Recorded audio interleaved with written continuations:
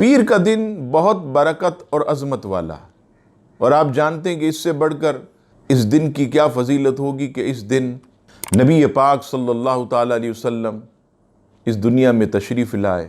اب آئیے اس کی چند تاریخی نسبتیں اور خصوصیات۔ نمبر 1، حضرت ادریس علیہ السلام کو پیر کے دن آسمان کی طرف اٹھایا گیا اور آپ جنت میں داخل ہوئے۔ نمبر 2، حضرت موسیٰ علیہ السلام پیر کے دن کوہ طور پر تشریف لے گئے۔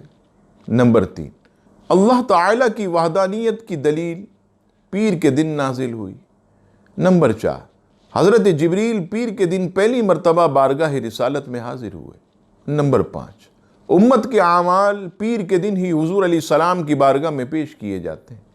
نمبر 6، پیر کے دن کو سب سے بڑھ کر عظمت اس لیے حاصل ہے کہ اس دن محبوب کبریا صلی اللہ تعالیٰ علیہ وسلم دنیا میں تشریف لائے۔ نمبر 7، پیر کے دن نبی پاک صلی اللہ تعالیٰ علیہ وسلم نے مکۃ المکرمہ سے ہجرت فرمائی۔